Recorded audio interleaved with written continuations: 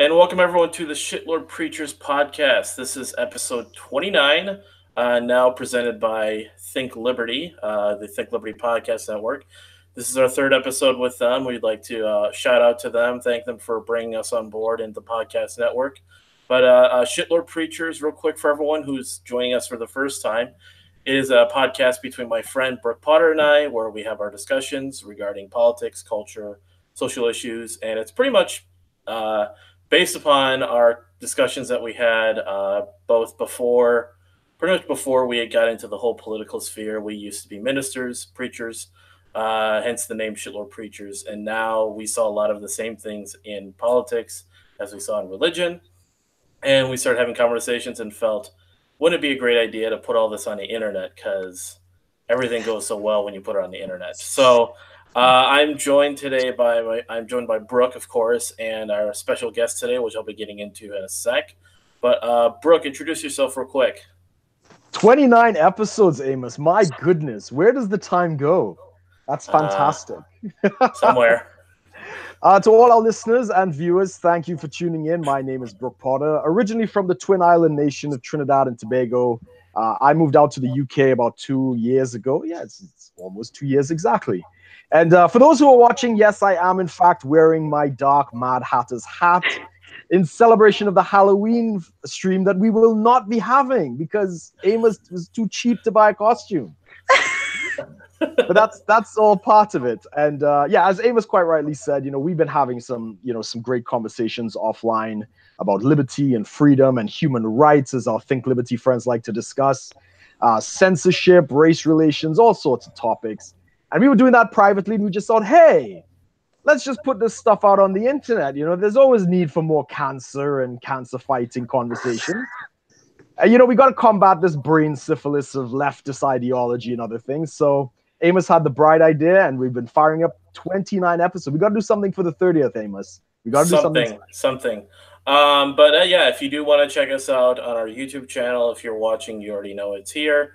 For those who are joining us through Think Liberty, you can check us out. Check out Shitlord Preachers on YouTube, or you can also check us out on iTunes and pretty much all the major podcasting platforms that are out there.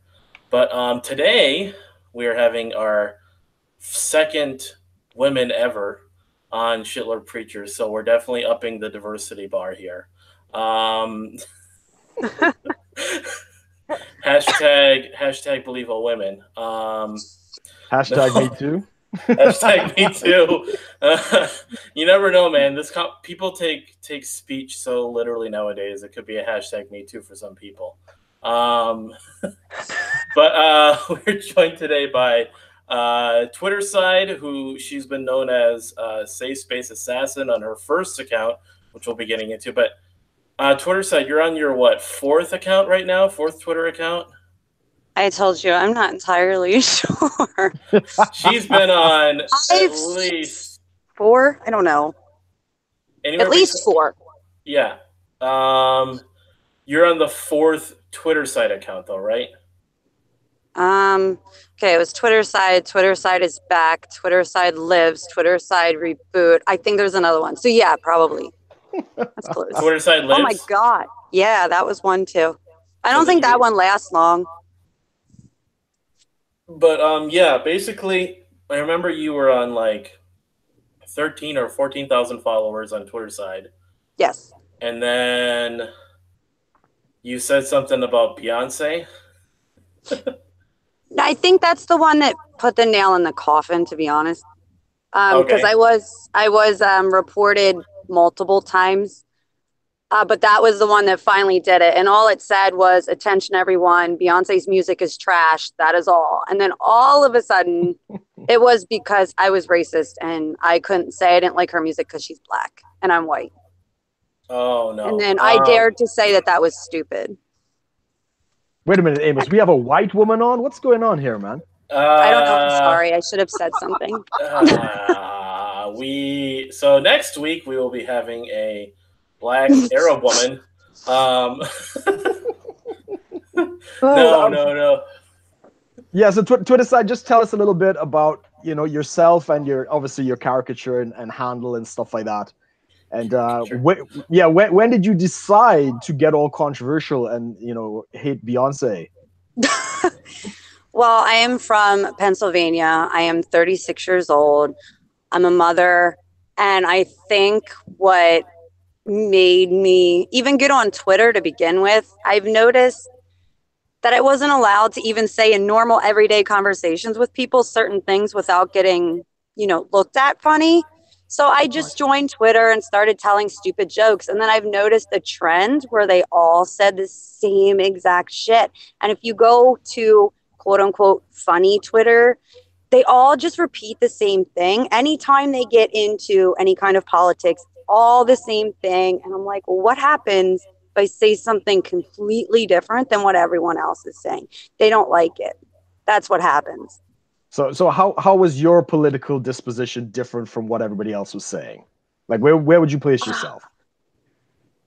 I would say I used to be a Republican, and then I didn't really like the way that the party was run entirely, and I felt like they were being hypocritical, but then I seen Democrats were being hypocritical, so I'm like, maybe I'll just stay in the middle. So I'm pretty libertarian mind-based because I can call, if I see something that's wrong, I can call it wrong regardless of who's doing it. And I think that's what they get wrong over on funny Twitter. They just they watch an episode or they watch the news, and then they just kind of vomit it out and put it in a tweet, the same exact thing. But if you approach them differently, they have no idea how to defend what they just said. I mean, I think that's pretty much been our experience too, right, Amos? Yeah, I think I found the problem, though, with your approach. See, the first thing you said was, I think, and you can't do that. Can't do that. I'm sorry. You can't do that on Twitter. As soon as you start, you're not allowed to do that. You didn't know that? No. It's in the terms of service somewhere. So many rules. Yeah, it's vague. It's like they're pretty much saying anything that's offensive. We don't want that. Controversial, offensive, different than not left. Anything to the right of Joseph Stalin. Joseph Stalin, yeah. Bernie Sanders. Anything. You got to cut it out. You can't have that. I mean, that's kind of that's been the trend lately. But so then you had 13,000, not 30, for something around there. And I would have gotten up there if they would have left me alone. Yeah. But those little Twitter accounts. How did you manage it though? Because I mean, for those of us who are scrunting with less than 1,000 followers, what was it that got you up to 13,000 followers? I think the quick wit, when someone would attack me, I would attack them right back, and not you got a lot of followers from that. Probably because people like shit posting. I mean, it's just what gets a lot of people to follow you, and also I guess because it's my white privilege. Got me that many followers. Has nothing to do with your female privilege. Well, that too. It's like a double dose. Double dose of privilege. Double dose of privilege. Yes. See, I keep thinking of, and I gotta see someone I know do this, but you guys have seen the Halloween white privilege costume? No. No. So there was this guy. It was a guy. He basically he was wearing a crown, and he had a white cape on, and he's completely white. His skin is completely white, so he put some sort of stuff on him.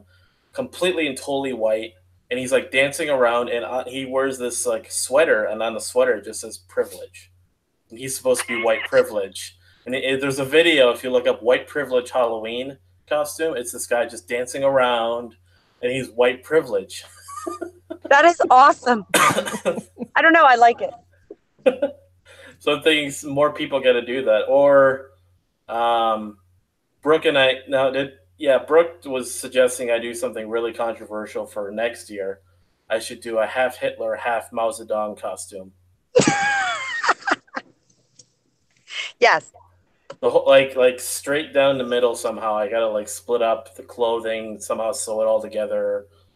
I figured one I'd want to do a half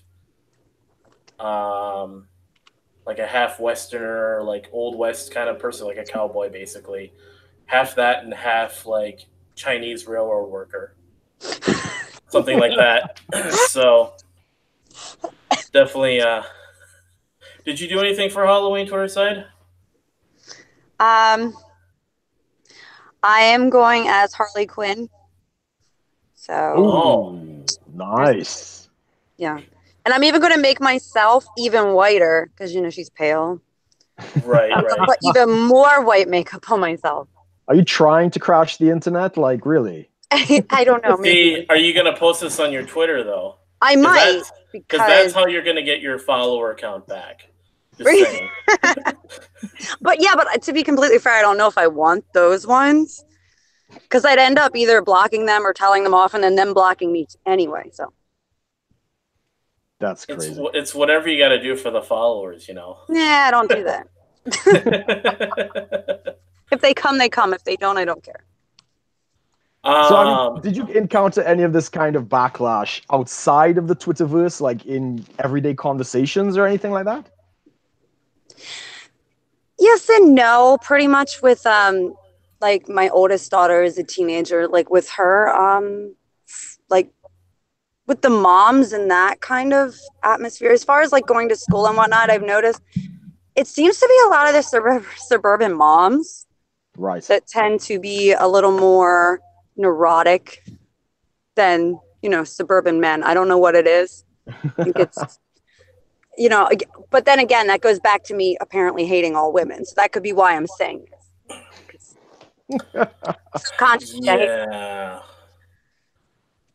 Yeah, you definitely hate women, and you hate men too, apparently. I hate everybody, to be fair. I'm trying to be, as fair as I possibly can. I just hate everybody.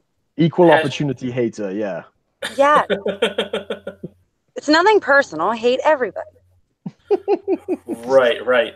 So, what were some of the most memorable encounters, you had in Twitter with people that really gained you some, got people to notice you and stuff, both the good and the bad? I guess all the men that sent me pictures of their dick and then I posted it to make fun of them publicly. Probably that. Oh. Yeah. Probably that. Well, there's always that. Yes. And then, all the perverts that message women on a daily basis. I'm like, hey, this happens to a lot of women. I'm just going to start posting all of their conversations that they you didn't post like exactly what they posted. You had to blur it out though, right? Because nope. I think no. They didn't blur it out for me. Why would I blur it out? Oh, geez. No, I just put it all right there. I had to see it. Everybody else had to see it too. It's only fair. Now, you were telling me before there were some encounters you had with like actual pedophiles on Twitter. I know that's become a weird but rampant thing. What all did you where did you first come across people like that? I think it was a while ago, so I'm not entirely, I don't remember exact details, but somebody messaged me with a tweet that had like sexualized kids, like kids in sexual, I don't even want to say it, but in sexualized pictures and with different captions on. And so many people were saying like what they wanted to do to those kids. I'm like, whoa, that's not. Yeah. Like so openly in Twitter, like Twitter threads. Yeah, openly on it. And so I started screenshotting what they had and, saving all the tweets they had before I actually said anything. So if they deleted them, I still had it. And then I would kind of retweet what they did and ask for people to report them to get them taken off. And then there was one specific time I must have hit a really big one and I always had my messages open, so that I could post all the stupid shit I got in my message box. But I started getting some of the pedophiles coming into my DMs threatening me. The one said, "You got my account suspended, you stupid bitch," or something like that. And another one was saying like I was incestuous and my father raped me and that's why I hated myself, or something absurd like that. So yeah, Wow. that's kind of a few of the incidents. That's a bit fucked. Yeah. I mean, did a bit. lot of the accounts get taken down though? What do you mean? Well, the pedophile accounts that you were reporting. Some of them, yes. Okay. Other ones, no, because what they would do is they would just change their @ so that people Right. could detect them then, or they would lock up their accounts and then Right. start blocking anybody. Private, the ones that are private where you can only see it if you follow each other kind of thing. Yeah. Mm-hmm. Protected or something. Yeah. Right. That's crazy. But I mean, yeah, I think even Twitter should be able to, if you like, look past that and be able to. Oh yeah. Through that, cut through that to see what's really going on, because violating terms of service is still violating terms of service. Right. And another thing that's really fucked when it comes to that kind of thing, when you go to report an account, it doesn't have that option, like child exploitation. It doesn't have that option. You have to actually dig to find it. Wow. To report that account for that. And I think it should be one of the things that is right there in black and white, because that should be something that takes priority over some of the other stupid shit they have on there, like hate speech. There's no such thing as hate speech. Like, that's just it depends where you live, apparently. Well, no, it doesn't. There is no such thing as hate speech. It's just whether they're going to say that it is a thing and you get in trouble for it. But there's still no such thing. I would agree with you. No, yeah, I think what Brooke was trying to say was certain countries, especially where he is, are already it's already written in law that hate speech is defined as a certain, still very vague and subjective definitions, but you can kind of get it's really just any sort of right-wing controversial ideas. Or joke. Huh? Or a joke, yeah. Anything that is not left-leaning, which is pretty much everything in You got to move away from there. I keep telling Amos to hook me up with a nice American girl, but he's just been slacking. There are no nice American women. They're all gone. Oh, we'll get to that in a minute. Damn, just right out with. I'm sorry, that came out of my mouth. I had a lot of coffee, so I blame coffee. I'm over caffeinated. Yes, but isn't that all of us? Yeah, I don't know, maybe. See, I haven't had coffee in such a long time. I haven't really had caffeine. Ew. I know. By choice? Well, we've been on that diet that pretty much cut out a lot of stuff. That's true. It's true. But so what got the first account banned? Like Twtercide, what got that one? Well, I sent a message to Jack about the pedophile type of stuff and asked why that was allowed. Like, I even messaged Jack. I sent him one video that had like a baby on the bed while people were having sex. And then they just kind of like scoot the baby to the side. And I wanted to know like why that was okay. And then shortly after that, I got suspended. And, because of the timing, I'm like, well, that's a little suspect. It seems like that's why I was taken down. But then somebody else made the comment, oh, you believe that's why she was shut down. And then she sent a screenshot where she had reported me. And what I got reported for was aggressive trolling. And I know exactly what she's talking about. My friend, and I know I talked to you about this, Amos, my friend tweeted out something meant to be a joke that says, do fat people know they can lose weight? It's true. It's hurtful, but it's true. And she just had a complete hissy fit over this and wanted her to delete it. And was pressuring her to delete it. And I just started making fun of them on the thread that their feelings were hurt and they want her to delete a joke. Are you kidding? You people are insane.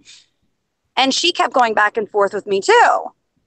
But I didn't report her because I didn't care. Well, I got reported for that. Apparently they had a bunch of people report me because I thought the joke was funny.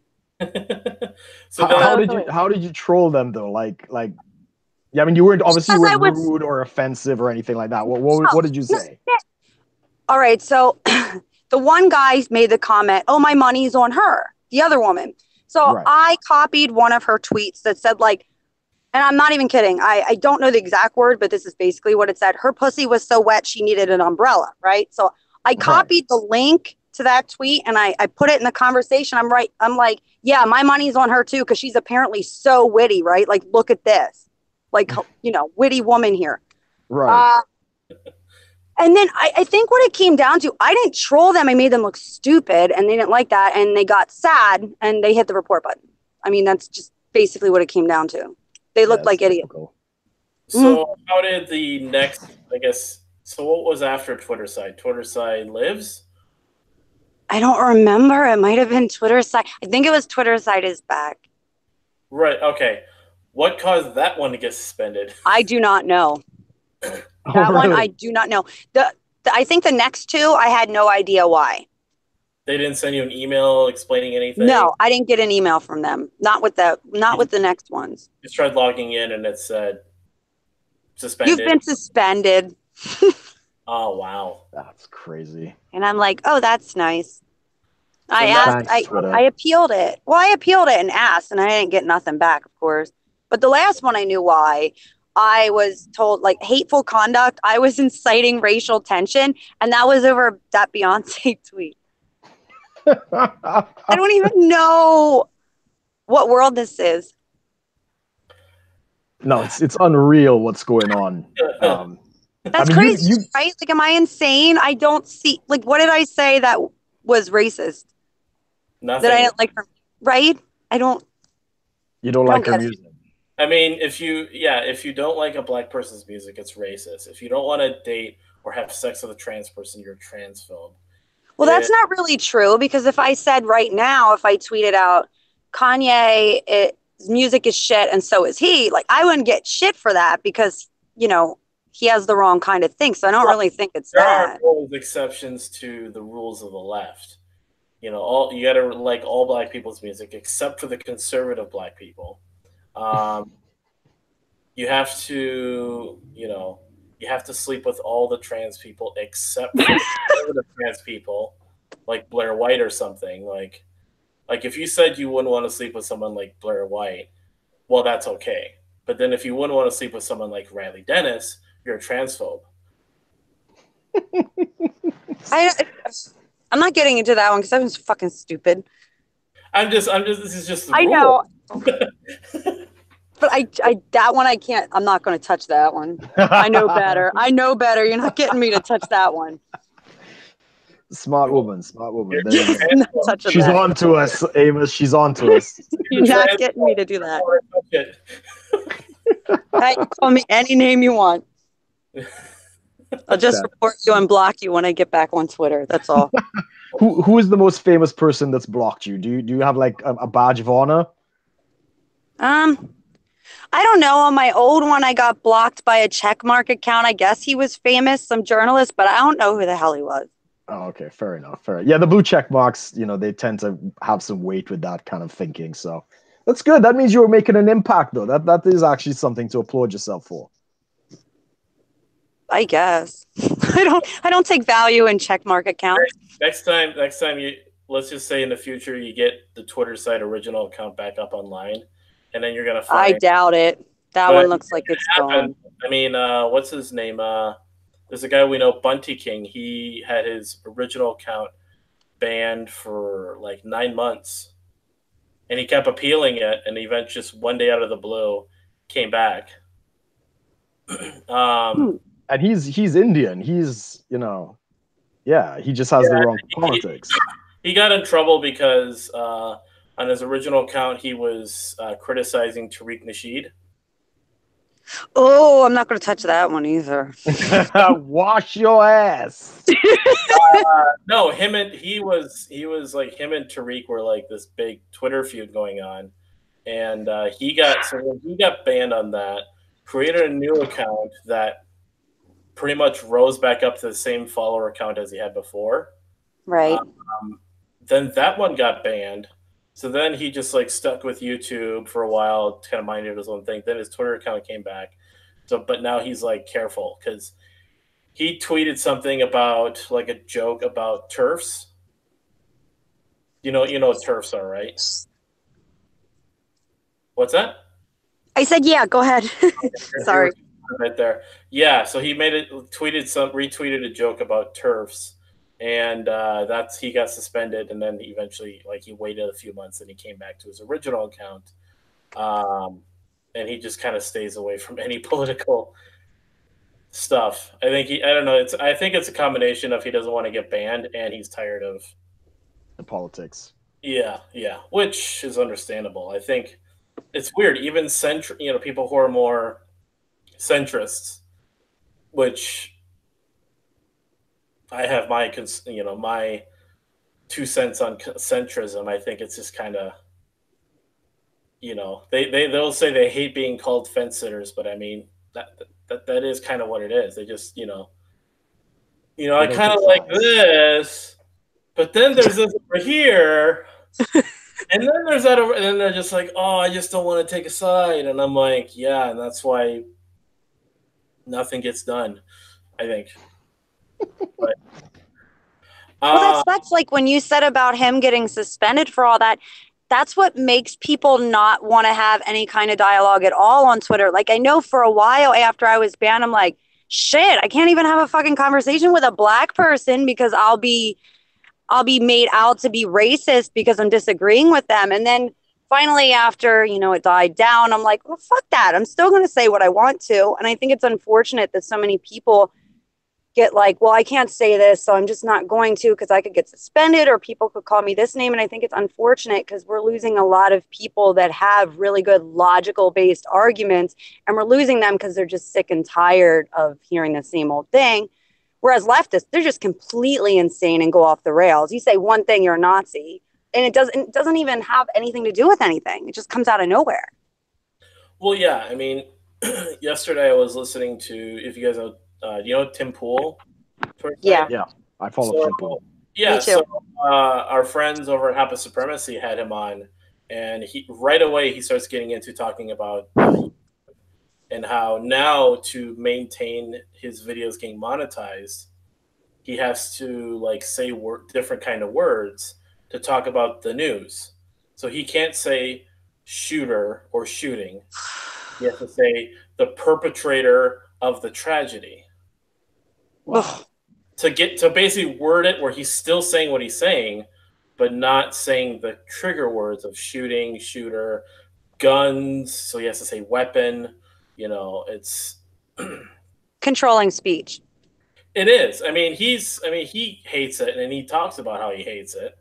But at the same time, he has to make a living too. So it's just kind of like in this weird spot. I saw Chris Raygun did a whole video. He basically made the most advertiser-friendly video he could make. It was just. Did you see that one, Brooke? Yeah, I saw part of it. I have to finish it though. It's just like him standing in a white void, talking about the most innocuous nonsense, and just saying, "See, that's really advertiser-friendly, right? Right, YouTube, right?" I see that.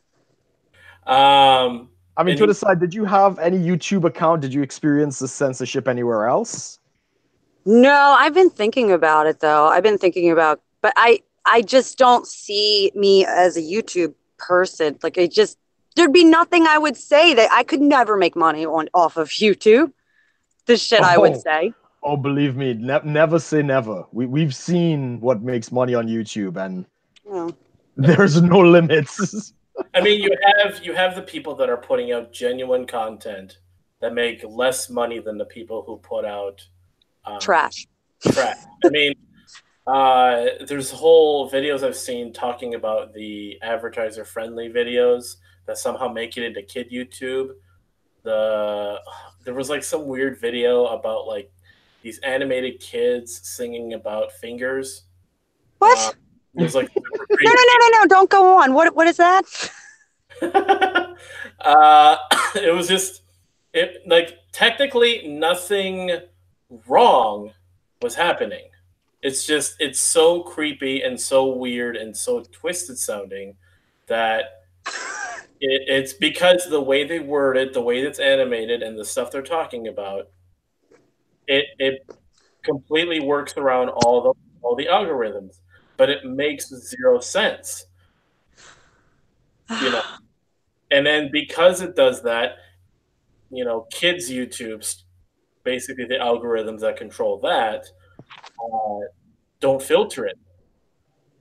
So you got these kids watching these really, really fucked up videos that just, it's like what was that video? The Rusty Spoon video or something. I don't know that one. Yeah, I'm not familiar. Yeah. Salad fingers. Oh, right. I know what you're talking about. Yeah. We'll put a link. We'll put a link at the bottom for anybody who wants to see it. So you guys watch weird shit on YouTube. I have no idea what you're talking about. That are just so weird and so creepy, but somehow it doesn't trigger any of the algorithms because they're not swearing, they're not saying trigger words, and it just makes it onto kids, kids that are playing around with their YouTube. I mean, I've seen kids just playing around, like they'll have like a kids YouTube app and they're on the iPad watching Peppa Pig in Russian. And get them while they're young. and I'm like, what the hell's going on here? I don't know what's going on? I mean, it's just everything is on kids' YouTube that doesn't make the algorithms don't pick up on. The most advanced algorithms in the world can't catch this stuff. Crazy. I would definitely say look into it though. The YouTube thing. I mean, it takes a while to make money off of it, of course, but we're not even making money. Yeah, we're not making any money right now. I'm close, but I'm not there yet. Oh, that's right. You are. Yeah, I'm about like 130 or 140 away from like qualifying. So, but I'm not really pushing it. But it's good. I used to make like $200-300 US every couple months off of it. I mean, it's not a hell of a lot of money, but it was part of my rent and other things. And it's literally gonna be there at least for a long time. YouTube is probably gonna outlive us. And a lot of stuff that I do is actually legacy for when I might have a family and kids and stuff like that. It's a lot of teaching and philosophy and stuff. So yeah, I think it's worthwhile. And there's always an audience. Never be worried about that. People will. I'm not worried about that. I have so many people that have followed me over to like all of my accounts. I mean, I'm not worried about that. Just saying. What? Being an attractive woman on YouTube has its advantages. Just saying. See, that's why I don't want to show my face and I don't want to do that whole video thing because like I would rather people pay attention. I am scared that people will like not listen to what I'm saying.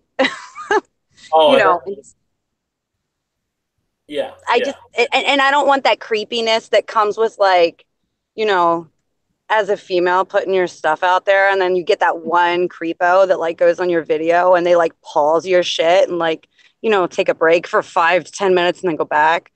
Right. If you get what I'm saying, that creeps me out. They give it off. Okay. I mean, that's already happening though. Shut up. My God. Let me have some kind of like whatever. Bubble? Yes. They'll get scared by the world, Destroy me in one episode of like your show. I mean, be different for a little bit. The way around it, of course, is to use an avatar similar to what you have now. So like one of the guys that I listen to is the Asian Capitalist, and they do it in cartoon form. So they have like somebody sketch them, and it's basically conversations like this, and they put the audio behind it, and. A lot of the people who are like doing the anti-SJW stuff have avatars, so like Sargon of Akkad did that for the longest time. Yeah, exactly. Sargon of Akkad, Iconoclast, what was it, Mr. Medica.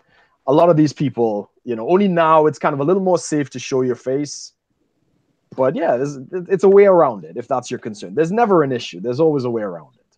Or just periodically just kind of like blast like an Adolf Hitler and like a thong or something just pop up on the screen just as like a don't you dare.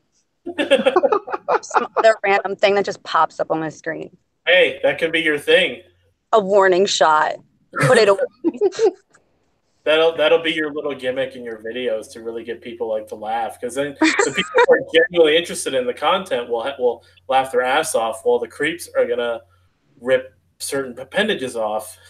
Right? Like, oh, this bitch, what the fuck? That's crazy. So how long have you been on Twitter then? How long has this experience been going on? Oh, through all those accounts, probably only like 3 or 4 years for all those. People hate me. Especially feminists. I don't know why. Really? Have you had like any big feminists, like popular feminists coming after you? Nah, not yet. Not yet. And that's why, my goal. It's my goal in life. You want to get Big Red and Anita Sarkeesian, sending you hate mail? Just I would really like what's her name? I can't remember her name. It's the one that was championing the whole Kavanaugh thing, anti-Kavanaugh. Who's leading that? Alyssa Milano. I would really like to trigger her a few times. Say someone, Amy Schumer or something. Oh, that'd be too easy. That'd be too easy. And Kathy Griffin, because I think she's really close to just destroying her entire Twitter. She has those periodic meltdowns where it's just like her whole timeline is filled with nothing but Trump. It's like a cry for help. Yes, Trump derangement syndrome. Yes. I mean, you had the whole what was it? You had the Trump head, the bloody Trump head, and she was like, "I feel so bad," and then she like turns back around. It's just a joke, and then Trump is harassing me. She was just in a picture depicting herself holding the president's decapitated head, but he's harassing me because vagina is basically what it came down to. Fantastic. It is. And then what was the one really dumb thing? The video of her dancing topless in front of an open window. I wouldn't want to see that. I don't want to see that. You didn't. The video was shot from behind her, so you didn't see her. I don't care. I don't want to see any of that. I forgot. It was some decision that was like in favor of women, quote unquote, and she was doing a happy dance topless in front of a window in her hotel, and everyone like would repost it like, I don't want to be anyone that is in view of what is going on there. See, that's my problem with modern feminism. It's like, what the hell does that have to do with anything? Like, it doesn't. I just explain that to me because I don't understand. I'm a woman. I don't understand that. What is that doing? So have you always been? So you never fell into like the modern day feminism thing. When I was younger, I probably was to a certain extent, but never what I see now. And I still support women, but like the reason that I don't go with modern feminism is because I actually love women, and modern feminism hurts women. At what point did you have that epiphany, that change? Probably after I had my first kid. That would do it. Do it. Yeah. And then as you get older, you start to really look at teenage behavior, right? Like when you're a teen, you think that's normal and you're actually really smart. And then as you become an adult, you look at teenagers, you're like, what the fuck is wrong with you? What the hell are you talking? That makes no sense. And I think that's what happens as you grow, especially as you have kids of your own. Then you hear your kid talk and you're like, oh my God, I used to talk like that. Like what the? That's crazy. And I mean, now, how have you seen the documentary "The Red Pill" by Cassie J? No, I haven't seen that. It's pretty good. I would recommend it. And you talk about your daughter, possibly. Maybe it's something you could watch with them as well. But it highlights the disparities between the claim of equality, which really amounts to special treatment and special privileges for women, and at the expense of men. So it's no longer equality. Men and women, don't have equal opportunity. But men are kind of being exploited in society. So I highly recommend it. Okay, I'll check it out. We got into the red pill, me and Amos, a little bit. We went back and forth, like we said, 2 hours or something. Well, I think there's a distinction between the movie, the documentary, The Red Pill, because Cassie J, so she was like a radical feminist, and she wanted to go in kind of with. She actually had a hard time because she wanted to go in to basically look at, okay, is there really like the true face of feminism? Like, is there really like a bunch of these misogynistic men that hate women and all this stuff? And she started basically uncovering the whole, like, part of being a documentarian was when she would talk to people is she realized this is a difficult movie because she was always taught, like, let people speak, don't insert your own agendas.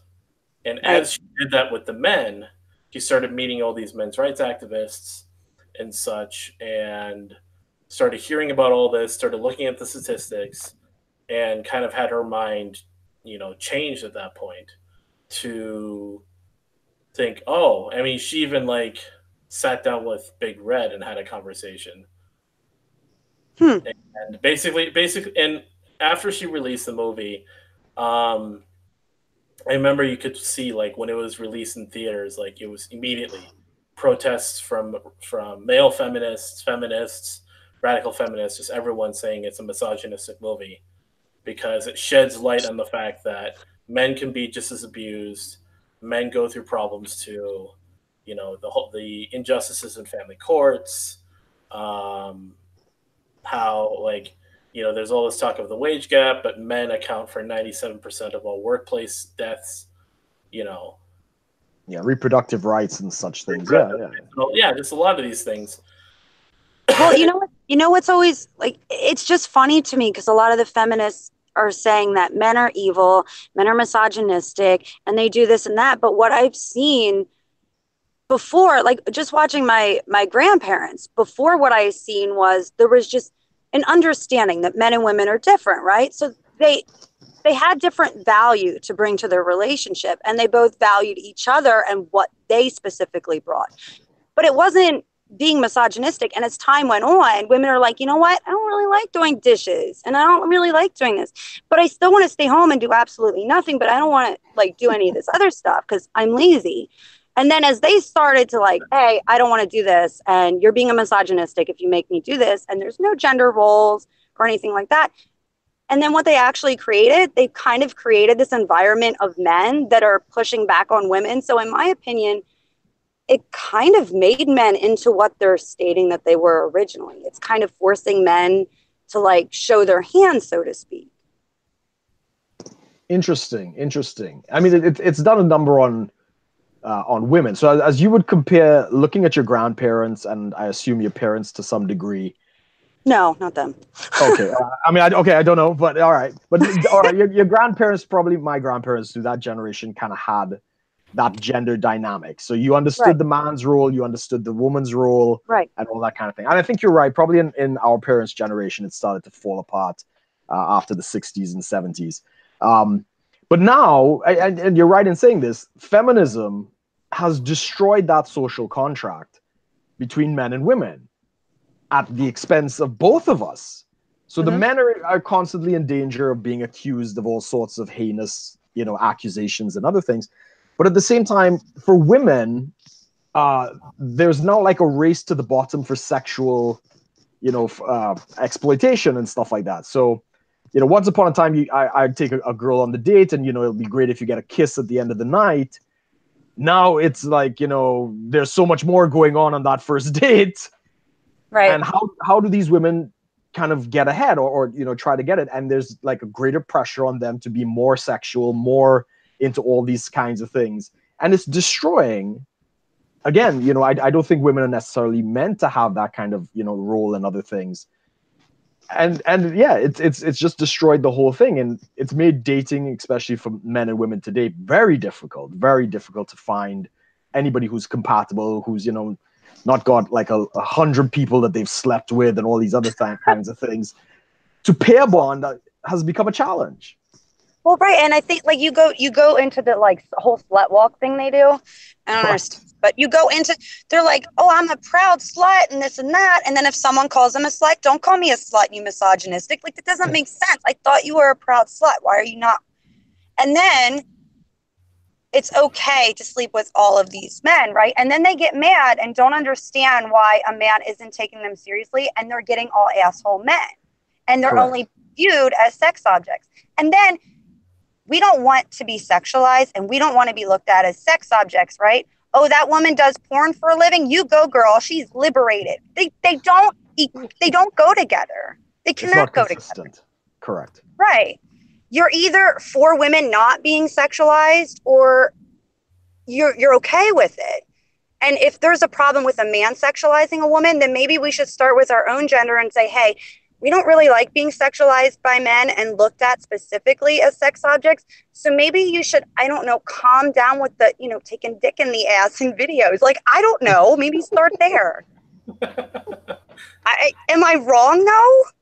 No, you're not. I think it's the balance is off now. Now it's. I mean, before you kind of had this sort of better calibrated sort of scale, and then women came in and dropped a ton on one side, and now men are coming in as well, dropping another ton. And yeah, you're still trying to balance, but now the scale is breaking. Right. Under the pressure. Now there's no way of where both sides are posturing day in, day out, trying to get ahead, and now you have this huge gap. If anything, it's the gender gap. It's not it's this gap between it's a gap between the sexes, that the sort of rift where only the real the women who are wanting to who do pursue some sense of traditional femininity, and the men who are pursuing some sense of that a more traditional masculinity, a positive sense, cross the rift to hopefully meet each other somewhere in the middle before all the men and women on those sides try to kill them. Oh my God.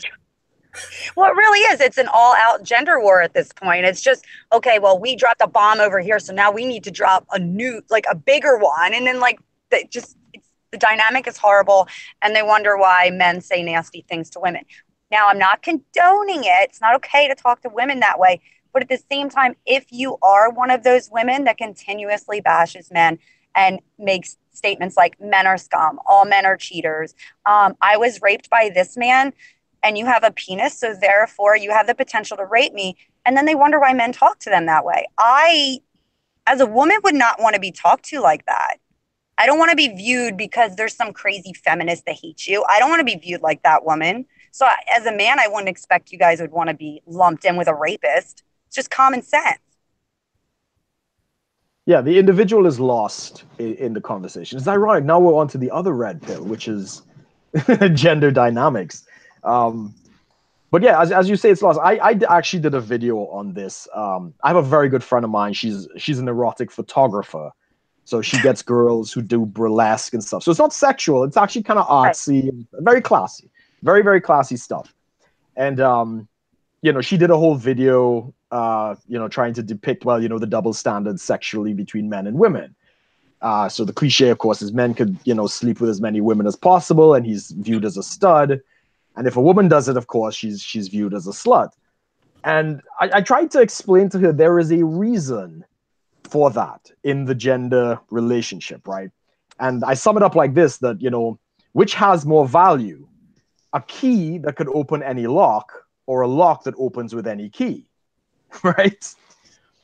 And basically it's a depiction of, the man is the key and the woman is the lock. And if she's going to open her legs for anybody, me as a man is saying, well, there's a very good chance she's going to do that with somebody else and not really stay faithful to me. So her value in my eye. Are you really going to make me argue the feminist standpoint here? You're really going to make me do that? But at the same time, it works completely other way. Because as a man, like you're attributing it's a key, right? Well, if you stick your key in every freaking lock that you see, there's a good chance your key is going to break the fuck off. You know what I'm saying? Right. I'm not saying it's necessarily healthy for men to have that high count. But because of the liberation in sexuality, now men can have that. And women are now competing for those men. And the choice is endless because a lot of women, they're just giving it up, right? But again, and this is where the imbalance is coming from, because what used to be traditional values, whole reasons why we got married and settled down, was for access to sex and stability and all that. That's gone. I see what you're saying. Now, when you basically it comes back to that saying, why buy the cow when you get the milk for free? Exactly. Right? Exactly that. So like I was having this conversation with Amos at one point that, in terms of for men, there's no compulsion for us to be like, yeah, I need to find a girl and settle down and all this other kind of thing. Especially as sometimes the older we get, the more attention we get. Monogamy is now earned. It's not even a given thing. I have to find a woman, and she has to earn my monogamy in the relationship sense, just because the sexual marketplace is fully open. And we didn't do that. Men didn't do that. Women did that. I agree with you. I agree with you there. And that's where it's changed. Yeah. But I think at the same time, women do have to do the same thing. Because like you said, not all of us are crazy neurotic feminists, right? Who just went completely off the rails. So then it puts women in a position, I mean, not the crazy ones, but puts women in a position where, okay, well, all these women are acting like this. So now I'm going to be almost viewed the same exact way. And I think that's why feminism now is hurting a lot of women, because the women that don't want to behave that way, women that don't want to sleep on the first date, women that don't want to do these things and want to get married and have a, monogamous relationship, they're being viewed under the same lens as everyone else. So then it almost forces them into behaving the same exact way. Yeah, totally agree. And, especially as people are getting into relationships later and later in life and all these other types of pressures, it's really screwed things up. It's really, and it's, as you quite rightly say, it's hurting women a lot more than it's hurting the men. But I mean, for men who want to settle down, it's a detriment to them as well. But yeah, you're spot on with that point. Well, then why don't they see it? It's how do you find those women, right? So like for me as a man, it's like, how do I find the traditional conservative woman who actually wants those values in a sea of Instagram butt models and all this other crap, right? I mean, because you're literally competing with every woman around the world. Every woman is in competition because of social media and everything else with women all around the world. It's really tough. Well, that's what they say. And then they go on, well, feminists, we support women. No, you don't. Like the majority of quote unquote feminists that I've seen, they are the nastiest to other women. I don't know what they're even talking about when they say we support women. They are because what you said, they're in competition with one another. I don't compete with other women. I refuse to do so. I bring something entirely different than the woman beside me might bring. And she can still be beautiful, intelligent, and all that. And it doesn't devalue who I am as a woman. Feminists don't see it that way. They don't realize it, but they don't look at other women that way. Correct. I would agree with that.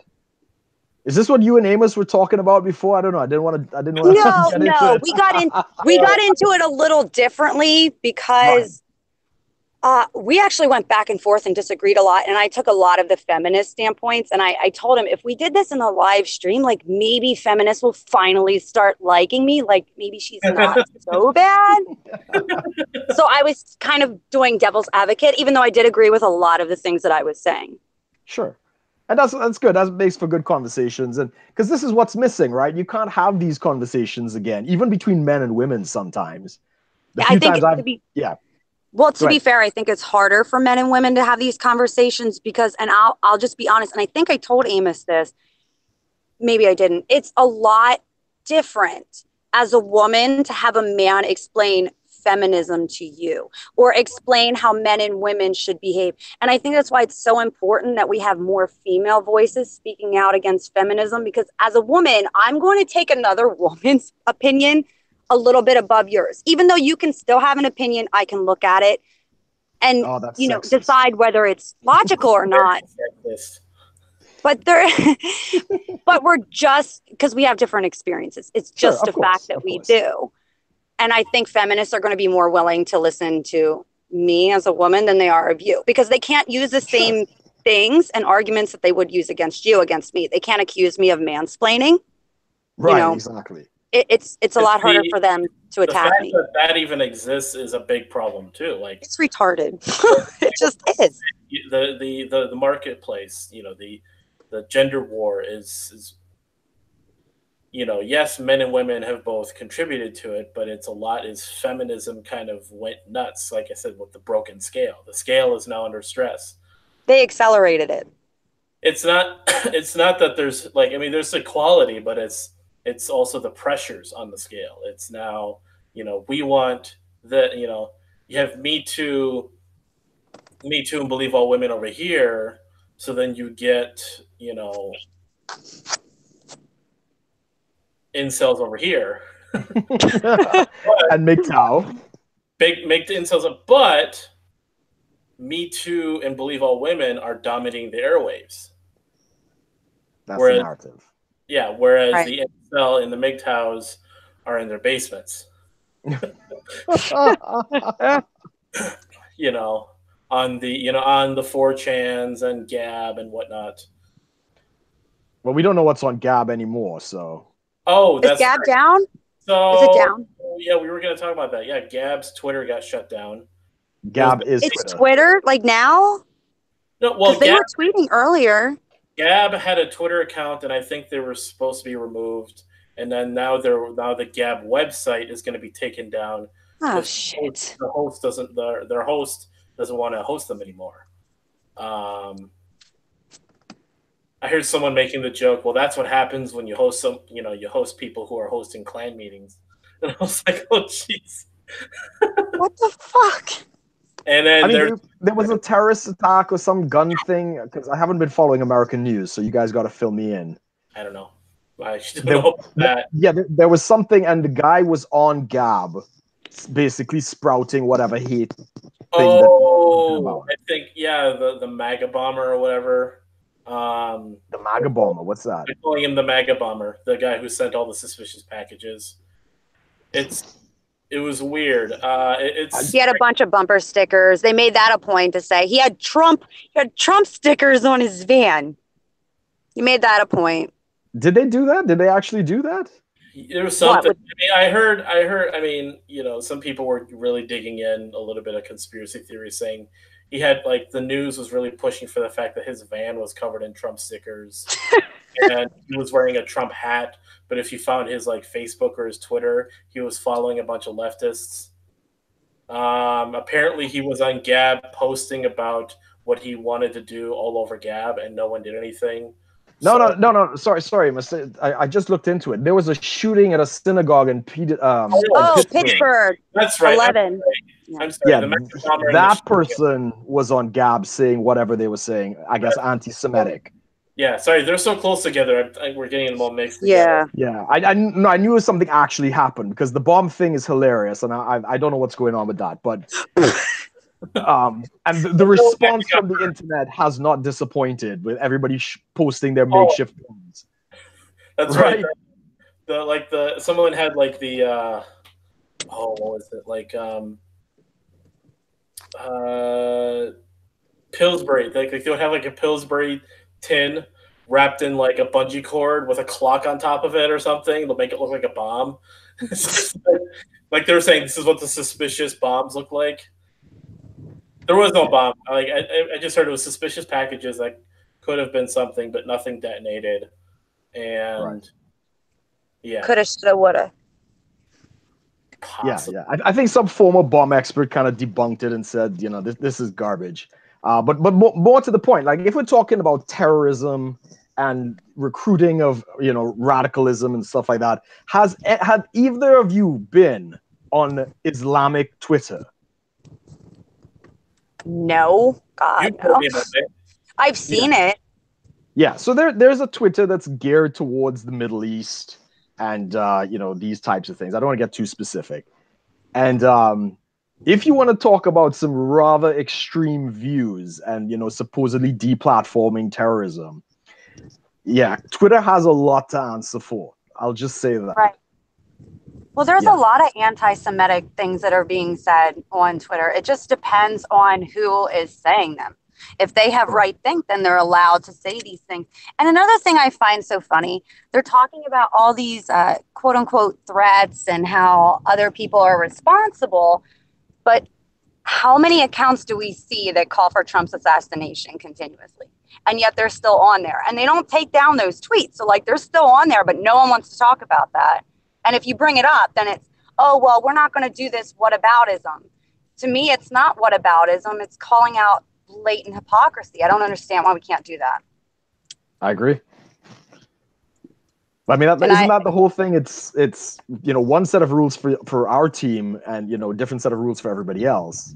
Well, that's the way that they're functioning, but it's not the way that how I think it should work. And I guess that's why I'm that's why you're on I am. Twitter account number 21, Yeah, because I'm not allowed to say that. Yeah, I basically said, I don't think Trump should be, threatened with assassination on Twitter. Oh my God. How could you say that? She's a white supremacist and she supports a Nazi. I don't even know how we got to the Nazis. Like, I don't understand. Literally Hitler. Well, didn't he give the capital to the Jewish people, like in Israel? Like, I don't understand how. Yeah, I don't understand. How does that work? Like, do they know who Hitler is and what he did? No, probably not. Or they're just throwing it around, I guess. It's what probably they've been taught in university. You know, I haven't done American university, so I can't really say, but I'm sure that's where they learned it. And they don't know. They don't know what they're doing. Well, that's really fucking sad. I mean, it's the Che Guevara T-shirt all over again, right? So, for those who don't know Che Guevara, you know, he assassinated a number of people personally, but he's held up as some kind of liberation fighter, and they have no idea. They have no idea who he is. Hey, give me 1 minute. You guys talk amongst yourselves. All right. We're gonna charge you for it, though. Okay, that's fine. Let me know.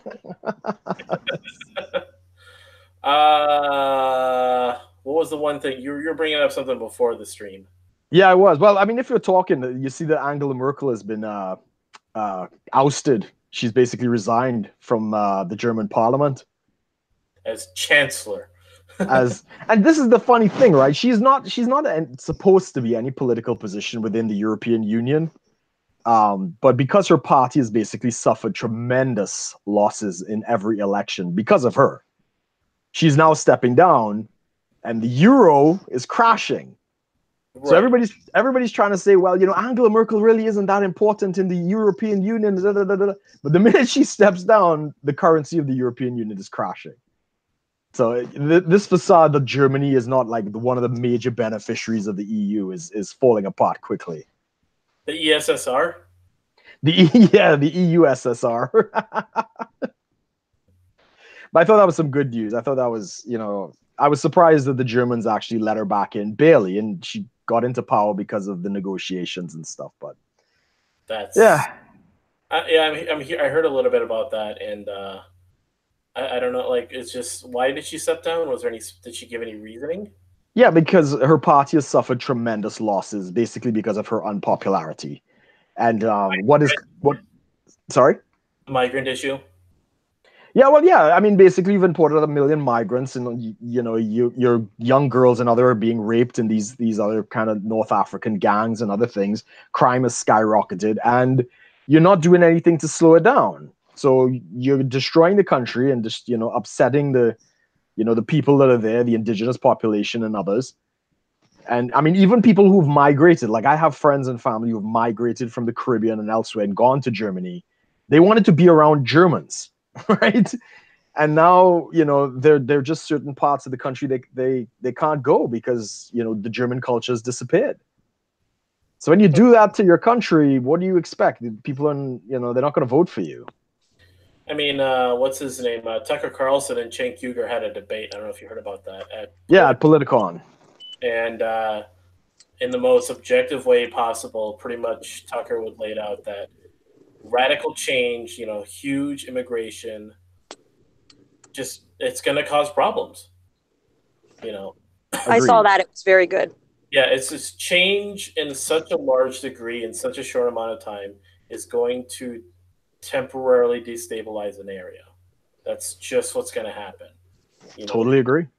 I mean, if diversity was really such a strength, Brazil should be a utopia because everybody's mixed out there. Everybody's got everything mixed up and stuff. Some beautiful people, don't get me wrong. And we have friends in Brazil, but it's not exactly known for like economic success and all these other things. It's one of the most crime-ridden countries in the world. What's that? Political transparency. Yeah. I've heard it. I mean, I hear about corruption, and I'm like, I think they take the cake for South America. Well, I think Venezuela still has it, but not by much. But yeah. Yeah, I mean, I had a question before you go on with the immigration thing that he talked about. Not only if you get into the economics of it, but aren't we told that like America was founded basically on racism and Trump is Hitler and we're just in such turmoil? But yet all these people are coming here. Like, why are they coming to a land run by Hitler? I can't make them fit together. They don't work. Oh, it totally works because you're leftist. If you're insane. Maybe. You never know. It's possible. I mean, it's a way to appease their white guilt, right? So it's reverse colonialization, right? So once upon a time, we'd go out and we'll conquer and we'll colonize, the savages and stuff like that. That's gone out of style. So what they do instead, and this is the UK issue, is because we feel so bad about that, we're going to let the barbarians in, right? I'm not calling all immigrants barbarians, but I'm just being pedantic. We're not racist, guys. Yeah, but that's the thinking. Say you're not. That obviously means you are. My God. But that's the thinking. It's like the social justice people, the whole open immigration philosophy is a way to basically try to help the savages in their view by bringing them into the home country and figuring they'll have a better life. So it's reverse colonization. That's the thinking. Which is a kind of racism in itself. It is racism. It's like basically what you're saying then is come over and the white people will help you. Is that what I'm hearing? Because that sounds really like a racist thing for white people to do. It's like, that is exactly come over to white land and we will help you. Like, that's horrible. What was that movie that documentary, Brooke? Charity Inc.? Oh, probably. Yeah, I think it was something like that. Yeah. It's basically talking about how the humanitarian aid issue with Africa, how it's making it worse. We dump so much humanitarian aid on Africa that it's actually causing them to be enabled to not function on their own. Correct. Only a handful of countries in Africa are seeing huge, economic growth, but at the same time, a lot of them are so used to us sending them stuff that the moment there's any sort of decline or we cut back a little, that they're hurting. It's like, no. And then what was it? They were interviewing like local. I didn't watch the movie, but from what I gathered from the trailer was like Africans that were saying, we don't want aid. We want to be correct. We want to be independent. We want to be part of the market. Correct. Make money. Yeah. Did you? Go ahead. No, after you. Go ahead.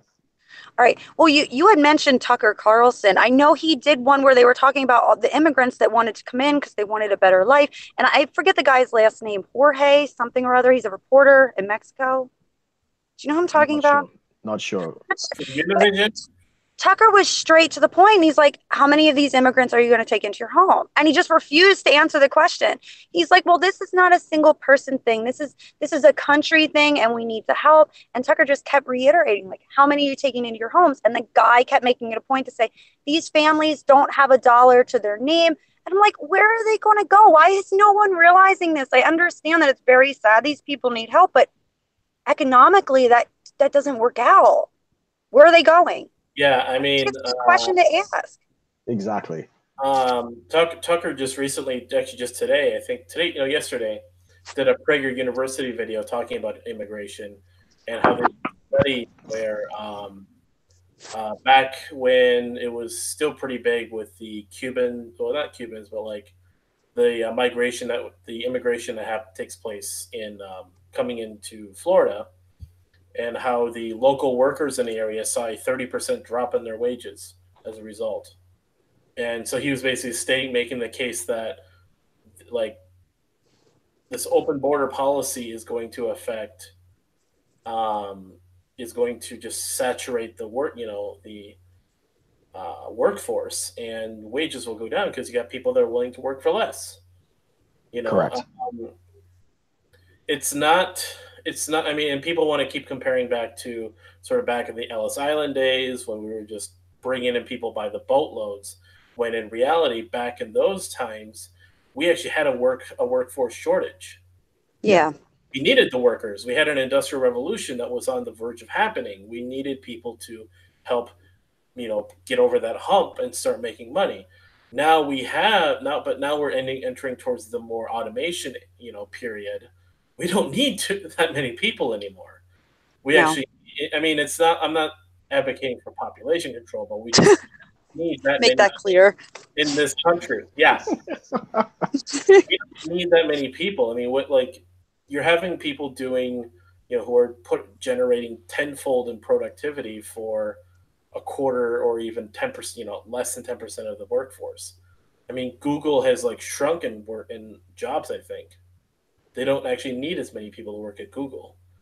Now that's Google, but I mean, it's going to trickle down in economics to triggering more people. Where you're just going to have a lot of these labor jobs you're not going to need people as many people. So, well, even at gas stations, did you see these machines when they go to give you change, like you actually use cash, it spits out the coins. Like they can't count them.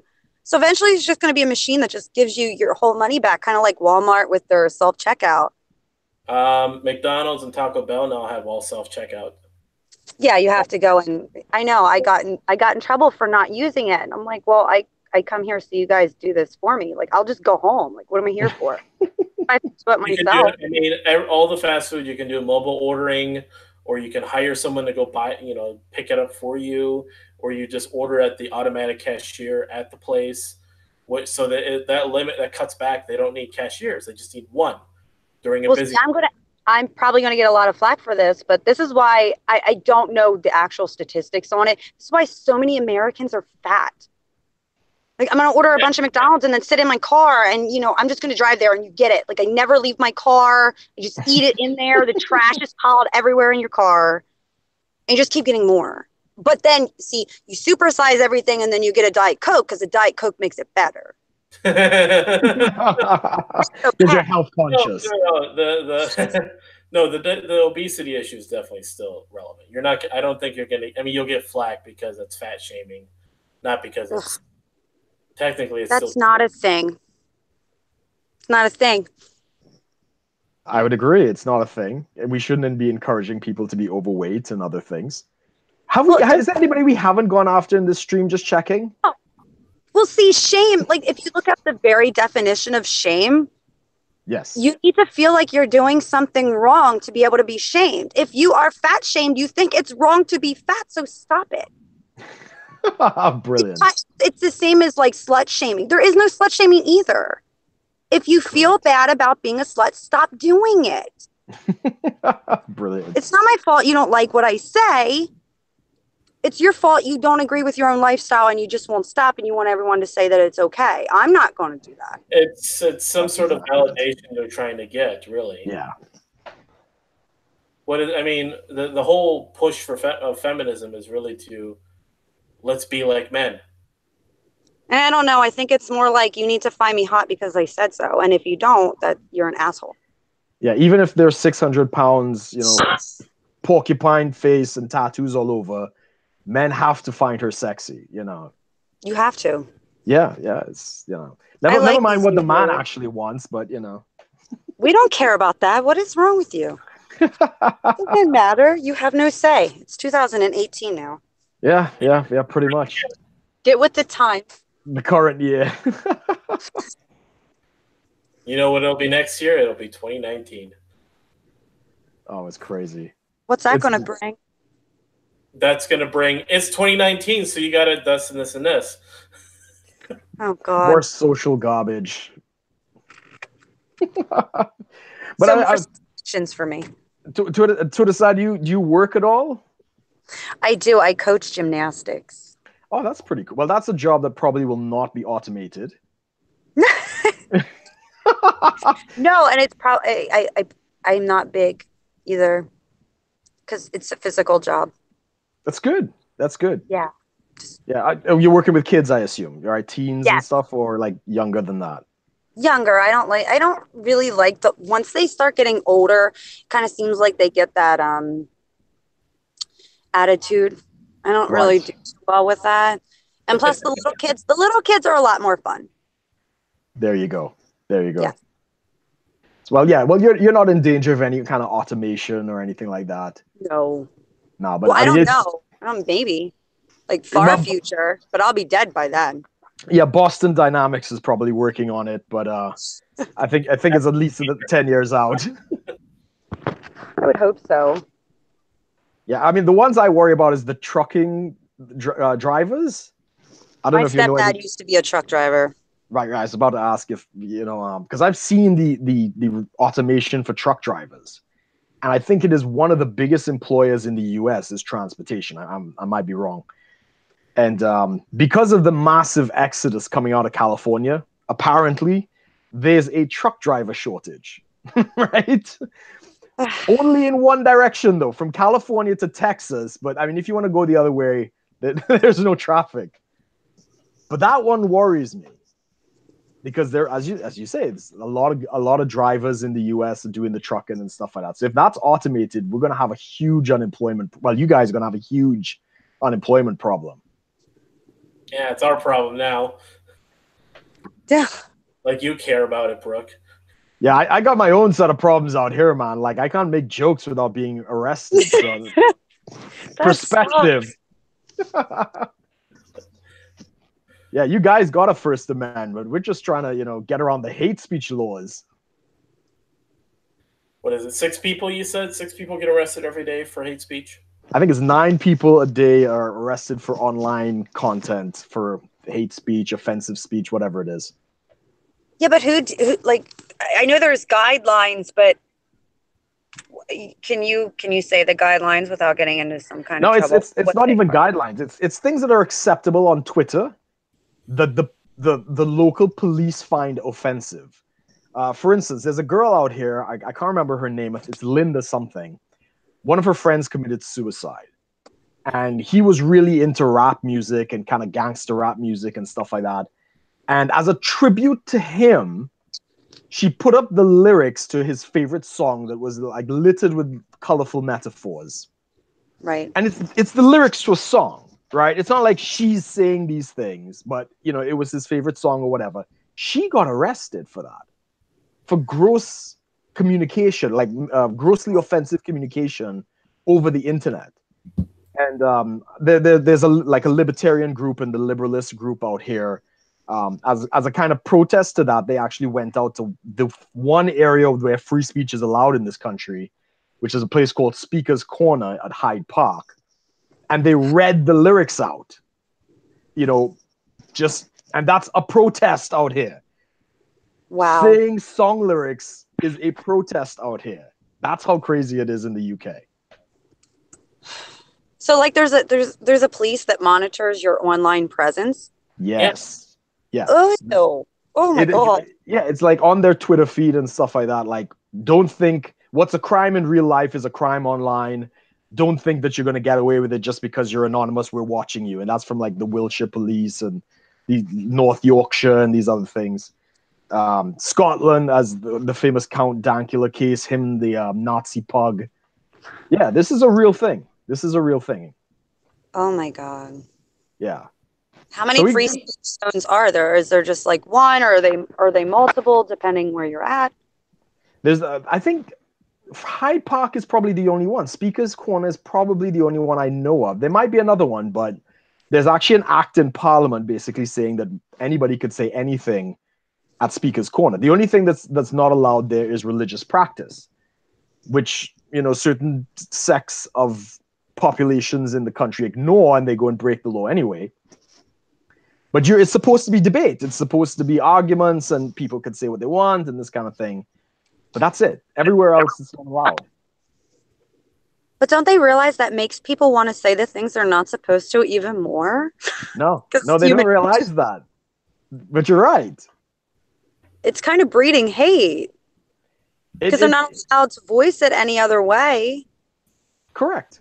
I mean, this is the conversation Amos and I have concerning free speech, is that when you start to limit and censor speech, only the extremists are left. Only the people who are like gonna, screw the rules, screw this, I'm gonna say what I want and stuff like that, which tend to be, sometimes despicable characters. Those are the only people speaking for some of the things that the average people are concerned about. And that's how they get attention and they grow and these other things. You further radicalize the the general population. Right. I talk about the Twtercide. Have you ever seen the Sam Harris on Bill Maher with Ben Affleck when he talked about Muslims? I have, but I don't remember the exact dialogue. I'd have to watch it again. So Sam Harris uses this visual analogy of like the circles. So like you have the very inner circles, like your radical, terrorists of Muslims, and then you go out and you have your Islamists, like people who sympathize but they won't commit anything, and then you have like the rest of the Muslims kind of thing, like three circles. And I talked about kind of like with white supremacy, alt-right ideology, and pretty much that. And so you have, I mean, it's tough to say, but I mean, you have like your, what's his name, Jared Taylor. You have your Jared Taylor. You have your Richard Spencer. You have your radical, like, guys who want an ethno-state, some on the verge of believing. Yeah, like KKK people. Yeah, pretty much like the worst. And when you start to silence, and then you have out here, you have your white nationalist guys that have these ideas. But I mean, they don't want to talk to people who are not with them, but they won't like commit any violence. And then you have people who maybe are like sort of hardcore patriots, nationalists, yeah, patriots, nationalists. They've thought about these things, but they don't really care too much. And what happens is when you silence pretty much those two other circles, that one circle in the middle remains, because those are going to be the radicals that just don't give a fuck. And you're going to start drawing in those two other circles to make that one bigger. Right. Kind of like what happened with Alex Jones. Like as soon as Alex Jones got banned, it almost made everybody, like, well, why did he get banned? And it almost made him a martyr. And then you don't take a delusional person that's like, everyone's out to get me. Oh my God, they're trying to silence me, you guys. And then actually fucking silence him, because then people are like, oh my God, Alex Jones is right. And then go and listen to all his other craziness. And they're like, oh shit, he must be right here too. Gay frog. Exactly. Yes. I mean, were you a fan of Alex Jones? Was that a thing, or did you just fall in after all the controversy? Me? Yeah, you. Oh no, I like I think he should be able to say what he wants to, as crazy as it is. I don't care for Alex Jones. He's intense and he's a little nutty. Fair statement. Yeah. Kind of like Amos. I hate everything, remember? No, it's yeah, I mean that's the thing is, I mean we are smart enough to see that not everything he says is true, but yeah, it's you're gonna draw in the pretty much the 80% of the population. Yeah, the 80% of the population that's susceptible to having them being persuaded of just certain things, just being more prone to, I don't know, persuasion, paranoia, suggestion, really, yeah. I mean, it's on both sides, though, right? Because, I mean, that's basically what the SJWs have, right? They suck on the tit of CNN and MSNBC, and out here we have The Guardian and these other left-wing publications. Sorry, the NPC? BBC. Right, the BBC. And they just parrot the same stuff. You do have that on the other side as well. So there are people who are just going to parrot Alex Jones and stuff like that. As I think it was Thomas Edison, or maybe it was Henry Ford, that said, thinking is the most difficult job in the world. A lot of people think they think. Some people actually think, but the majority of people would rather do anything but think. And that's the masses. Those are the normies. There was some sort of psychological study where they were looking into what's known as your inner dialogue or your monologue, like basically thinking. Right. Like actually taking the time and acknowledging the fact that you have a voice, if you want to say, your conscience, whatever you want to call it, thinking things through. Only about 20% of the population does that. Ew. That's scary. That's horrifying. But that's why people like us are so important, right? So Twtercide, you have to do what you got to do. Yeah. Like it was just weird. I was like, wait, what? Like, I think it's normal to just think. But then when you start talking to people who don't, you start to realize, oh, this isn't happening. I mean, Brooke and I have had plenty of conversations before we got into politics with even just in the religious, context. Lots of people that would it was just rhetoric, just spewing out whatever certain pastor, certain book, certain whatever told them. and we would walk them through the logic. Well, we believe this. Like we took a more like gracious, sort of, if you want to say, a more libertarian stance on certain religious doctrines, and we kind of broke it down. Like, well, if this is this and then that is that, how can you believe this? And but you know, and then it just comes back around, and we would basically, you know, you could. It's like you could literally you could feel a wall. Yeah. Like as you're talking, you're like, there's a wall somewhere in this conversation that I've already passed and you're stuck at. Well, I mean, I consider myself personally to be a Christian, and I think the worst possible thing you can do is believe something without actually deciphering it and breaking everything down until there's nothing left. Deconstruction. Right. Agree. Which is basically where Amos and I are at. Yeah.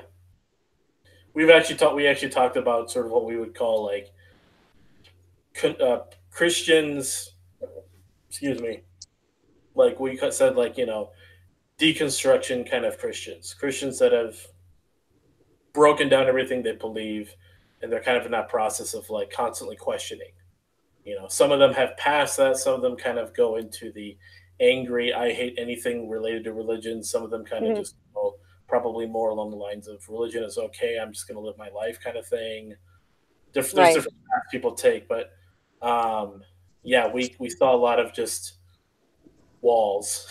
And you see it in the politics as well, which is what we're dealing with now. Yeah, the NPC wall. You had to. It's the NPC wall. It's just, that's what it is. It's. I'm going to say this. I have to say it since you brought it up. It's funny because that's dehumanizing, right? How many arguments have you seen me get into with people regarding abortion? They're not babies, they're fetuses. Therefore, it is okay to kill them. Yeah, I've had a lot of those conversations too. What about body autonomy? What about it really come, you know, well, children from incest and rape and viability. Mm-hmm. Can it survive outside the womb? Therefore, it's not a human. It's like, well, but it has the potential. Well, what about miscarriages? What about, and then I've had this person I've talked to that tries to lay out a lot of some of these like logical stories. Like you hear about the one, you know, there's a school that's on fire, or there's a building on fire. And on one hand, you save a child, on the other hand, you save 1,000 fetuses or whatever, you know. Well, of course you're going to save the child. Oh, therefore, you know, those fetuses aren't human then. It's like, well, no, because this is a stupid exercise. It is stupid. You know. Who's going to be in that situation?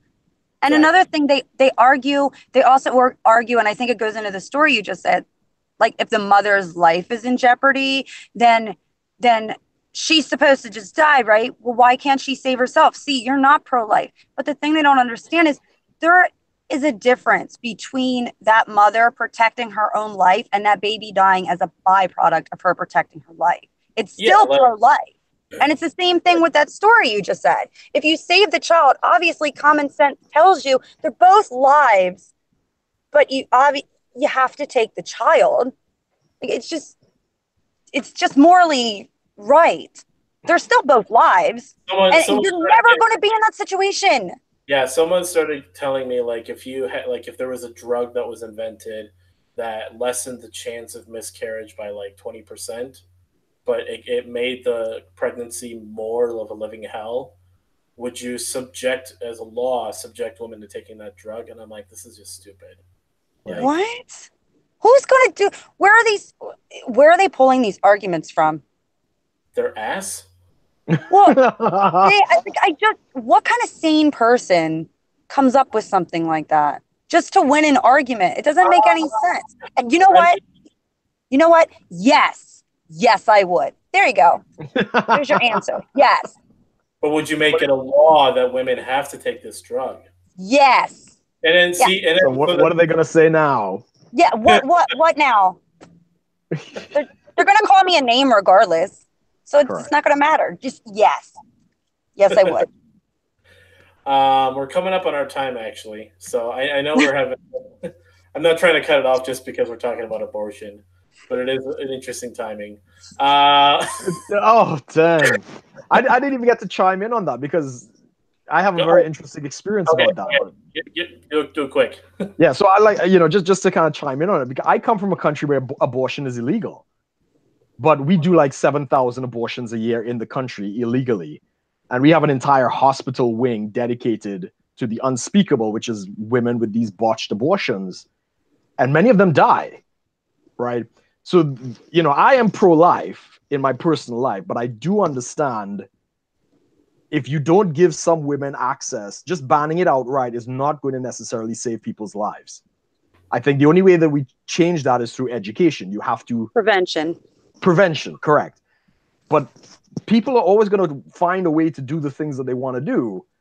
And as I say, we not only do they lose the child, we lose the mother's lives as well and stuff like that. So on a policy thing, I can't say that I'm on policy. I have to be pro-choice because I'm pro-life in that sense, that if it's going to cost two people, at least we could, if they're going to do it, at least do it to where somebody survives. And it's like a worst case scenario. And it's a very different perspective. But yeah, I agree with everything you guys are saying, What's that? We've talked about this. I tend to agree with that. I mean, it's tough. It's a tough one. Don't get me wrong. Yeah, I think it comes back around to sort of just the libertarian principles that you never want to force anything one way or another on people through laws. But with the world we're in, we need to consider that the world we're in, we need to be practical. We need to do the best with what we have. Yeah. And I fully believe, it's a child, it's a human being, and yes, I could think it's murder. I don't know. Do two wrongs make it better, or I can't figure it out. But see, when you said you don't want it to be outlawed, right? Because you wouldn't want a woman to lose her life by trying to have the abortion, right? That was your argument. A backstreet abortion, correct. Okay, well, what would you say about, she's making that choice, though? So you're taking away her choice to have a botched abortion that she's choosing to have. If she can't have one, we wouldn't make murder legal so that we could cut down on the amount of people murdered. Hey, you get to kill one person. We wouldn't make that legal. Right.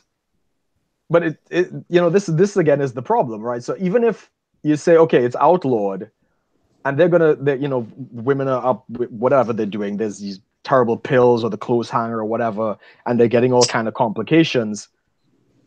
Wouldn't it just be more humane to let them do that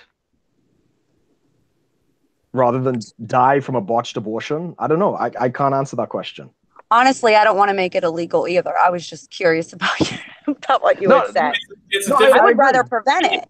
I agree. And just quickly on that, the only way... Oh, go ahead, Amos. I was just going to say, but what you're saying is the best way to prevent it without, so you're trying to save life by making it legal so that hospitals can do it safely and so women don't die in back alleys with botched abortion, which is a tough position because at the same time you still see it as a life. Yeah, see it as a child, and Yeah, and so the only way we can really lower, to pursue the stupid thing of the Democratic position, safe something in rare. What? Oh, whatever the Planned Parenthood thing is. Yeah, they say something like safe something else and rare. Right. Safe and rare, and then it's well, what do you mean rare? The right-wing position tends to not take into consideration that if you ban it, people can die. If you don't ban it, people will still die. But you could save a little bit more people because with the botched abortion aspect, and you can still pursue your interests of educating people that, essentially changing the moral compass of society to see it as more of a wrong. Correct. Put moral weight on it when people make. We're a little too far gone for that, I think, but I'm a pessimist. No, you're this. I think there was a bill in Texas where they wanted to have an ultrasound before a woman had an abortion, so she could hear the heartbeat, and that, of course, that's outlawed. All the pro-choice people is no, you can't do that, because you have to dehumanize them. But my last point on this, because I know we're running out of time, the smoking in the United States only started to drop not after they taxed it up the wazoo and did all these other kinds of things. But it came from educating the public on the dangers of smoking. People still smoke. People still smoke. You have the choice to smoke. But in terms historically, there are less people smoking in the US now than ever before. I mean, now you got e-cigarettes and stuff, so it's a little skewed. But educating people is the way to try and change society, not by banning things. Right. With that said, any other points you wanted to add there, Twtercide? Nope. Okay. Well, thank you everyone for joining us today on the Shitlord Preachers podcast. This again was in episode 29. We'll be back next week with episode 30 with another guest, which will be announced on Twitter. Twtercide, how can people reach you if they want to follow you? Okay, at like today, I don't know about tomorrow. It is at Twtercide, TWTERCIDE, reboot, REBOOT. Fantastic. Yep. At Twtercide Reboot.